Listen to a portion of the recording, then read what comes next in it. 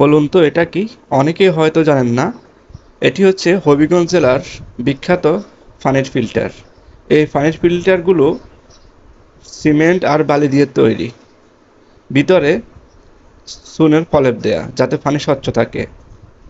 এগুলো অনেক ভারী হয়, এক স্থান থেকে অন্য স্থানে নেওয়া কষ্টসাধ্য।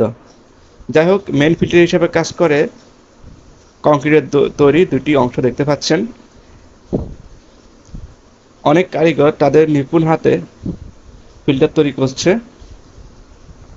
প্রতিষ্ঠানগুলো ভালোই ব্যবসা চালিয়ে যাচ্ছে কারণ ফিল্টারগুলো কাজ করে। এই এলাকার প্রত্যেক ঘরে ঘরে একটি একটি করে ফিল্টার দেখতে পাবেন, কারণ তারা ব্যবহার করতে স্বাচ্ছন্দ্য বোধ করে।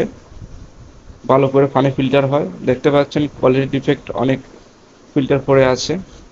অনেক মহিলা কারিগর এখানে কাজ করে আসছে।